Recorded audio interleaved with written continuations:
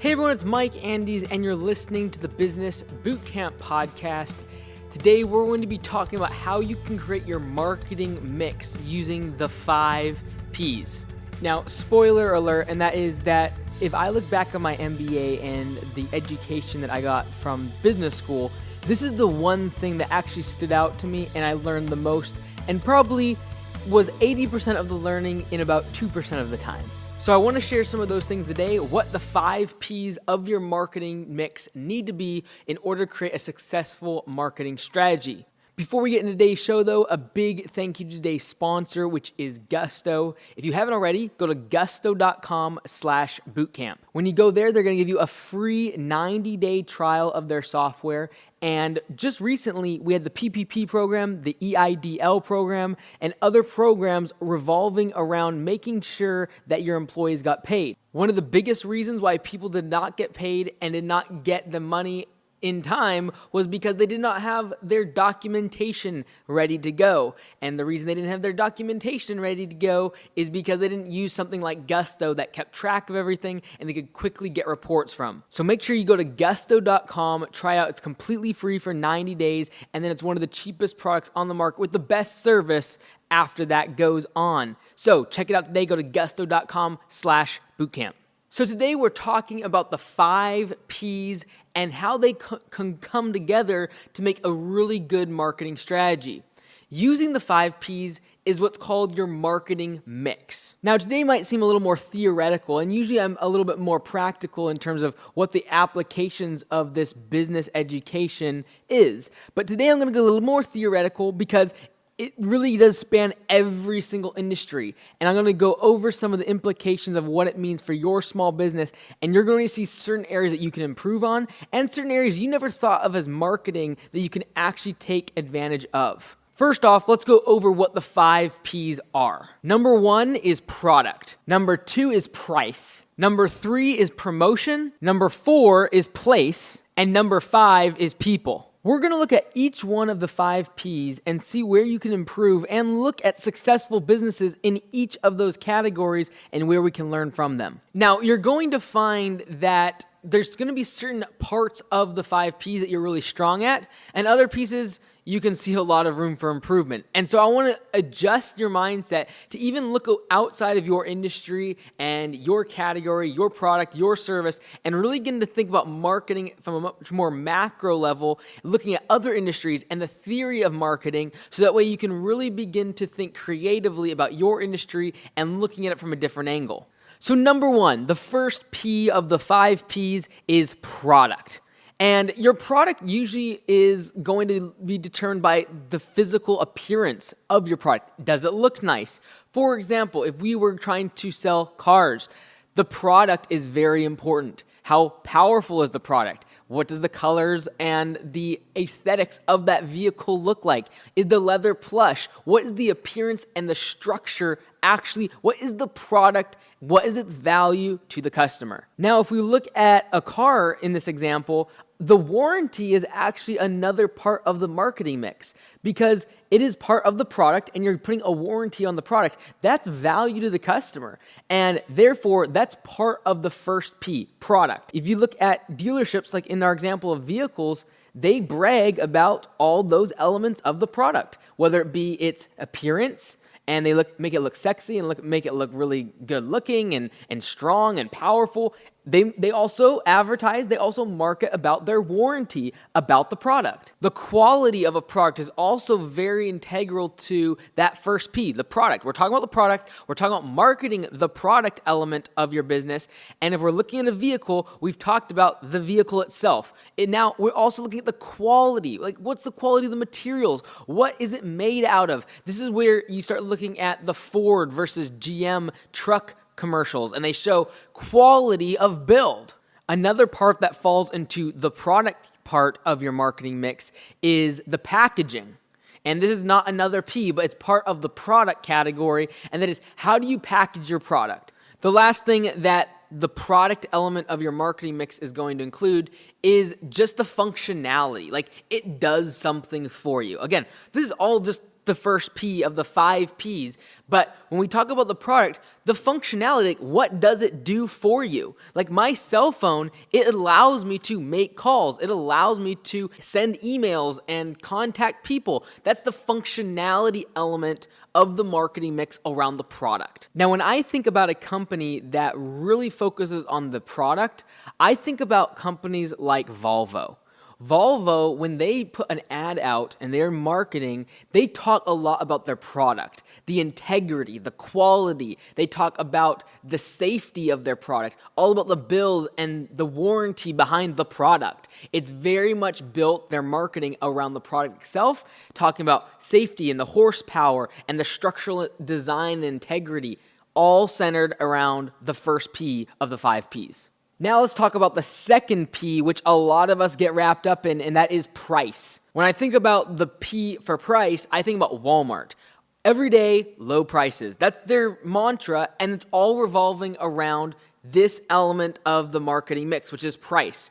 Everyday low prices. Very simply, they are trying to get customers by this P, and that is using their price strategy. You must remember that pricing is a way of marketing, because if you're going to price high, your way of marketing and advertising is going to be completely different to different demographics of consumers, whether they have money, what type of race, religion, sex, height, weight, all of those things are going to play into what type of customer is going to buy from you, and your pricing strategy is going to be a big element in terms of who you're actually targeting. Now, we're going to break down price even further because there's several things that you can use in your marketing to talk about price. The selling price itself is the thing we usually think about, like what is the cost, the selling price. But what about payments?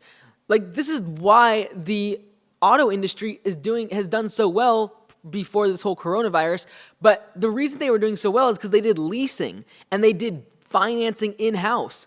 These were all ways of using the marketing and then channeling that towards the price. And what do they do on those advertisements? When you see the truck driving along the hills and the sports car speeding through the valley, what are those doing? Those are advertising their price based upon the lease or their payments per month. Another couple elements of pricing that can be used for marketing is price matching.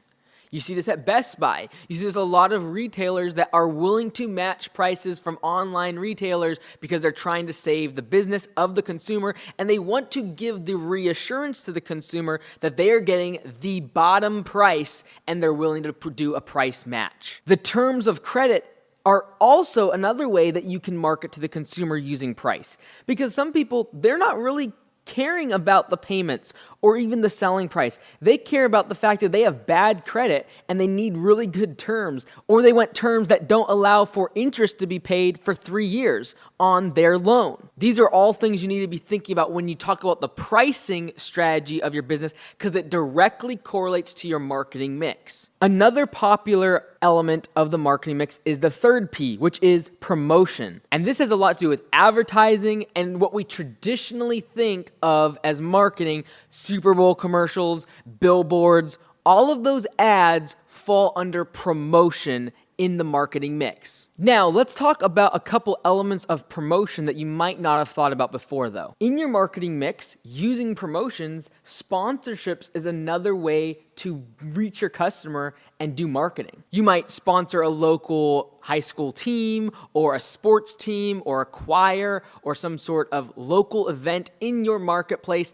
and that all falls under the promotions mix of your marketing. All of the media that you create in-house, whether it be videos or audio podcasts or any sort of pictures or content that you create around media, that's also another form of promotion that you can use in your marketing. One that we always think of for big businesses, but forget that small businesses can take advantage of this too, and it is PR or public relations. It's another form of promoting your business, and you can do it to a small local newspaper. You can do it via social media to be able to promote your business using some sort of a promotion public relations to be able to get your message out and get publicity. This might come in the form of a press release to your local newspaper, like I mentioned, or doing some sort of promotion online that garners publicity around you giving or sponsoring or doing something in the community that therefore gives you promoted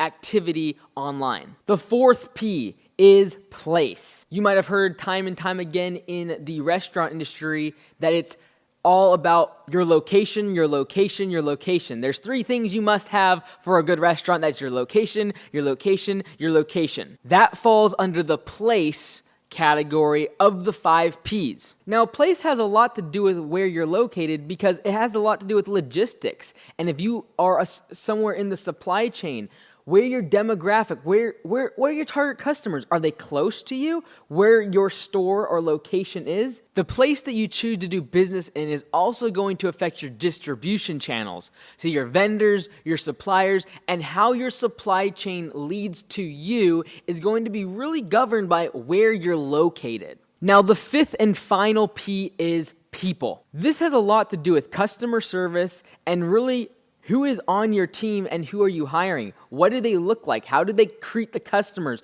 Are they courteous? Are they professional? This is really important in the service industry where you're directly interacting with the customer, but it's also a way for you to really stand out of the crowd if you're not even in the service industry. For example, when we call Verizon, we are not impressed by their element of people. We are usually tired of the fact that it's someone over on the other side of the world that is answering the phone. We're tired by the fact that they can't answer our calls. They're not trained. They don't know what we want. They don't have the power or authority to make calls or judgments. Whereas if you call Apple and you have a very different experience because their people have been trained in a certain way to be able to really become a marketing piece for the business. And if you look at all of 5 Ps, you might not think about where you're living, what place you're in, that's 1 P, is even in a key advantage or something you could market to your customer. You might look at your pricing and say, well, that's not really anything special. That's another P. But it's actually really a fundamental element of your marketing plan. And I cannot overemphasize the importance of the final P, and that's people.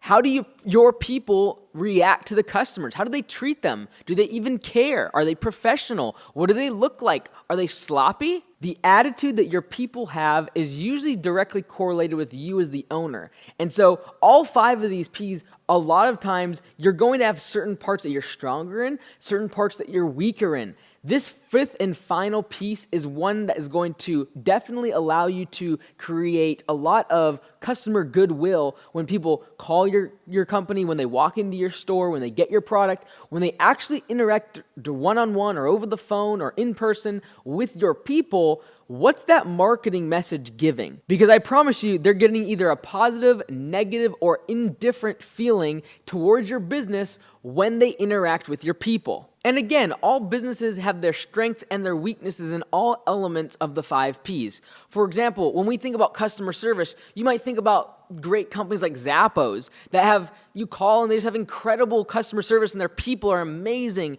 and that is what they are known for. You have companies like Geico Insurance that all they focus on is the promotion, the third P. The promotion and advertising of their product is really the major element that we think of. We think about their Geico commercials. 15 minutes could save you 15% or more on car insurance. That's what we think about because they've focused on the third P, promotion, advertising, as their marketing mix major. How I think about it is like when you go to school, you major in certain disciplines and then you might minor in other ones. And what I would really recommend you do is be known for one of these 5 Ps, whether it's your place, your price, your promotion, your people, or your product. Whatever P you want to focus on, be a major, be an industry leader in one of them, and then make sure you minor in other ones. Make sure that your price isn't so extremely expensive in order to be able to afford the great people. Guess what? Your customers are not going to care about your great people if your price is so abhorrently more expensive than a comparable product. People are not going to care about your place, the 4th P, that you're everywhere and you're on every single street corner like Starbucks. They're everywhere, especially in the Pacific Northwest where I'm from. They're everywhere. They've dominated place. But if their product was bad, It would tank all of the gains that they get from having a great place strategy. What I would recommend you do is look at all 5 of these elements: product, price, promotion, place, and people, as 5 different elements of your marketing mix, and really dig into each and every single one of them, and then you'll be able to figure out where you can actually improve. The 5 Ps is a simple element of marketing that has stuck with me for many, many years. And when I'm driving down the road, going to a restaurant, doing anything out in the world, I am constantly thinking about the 5 Ps and where businesses can improve. Whether it be their bad pricing or their horrible advertisements, or maybe that their people are just abhorrently mean to me on customer service. All the 5 Ps can be seen in every business, and we can all improve. And I encourage you to, number 1, educate yourself about the 5 Ps. Look them up online. This is not anything new I'm sharing. This is just a way of looking at your marketing mix. And again, it's a mix. There's 5 different Ps. There's a mix to your marketing plan, and these are the 5 elements or ingredients that are necessary. You've been listening to Mike Andes on the Business Bootcamp podcast. Until next time, be great, because nothing else pays.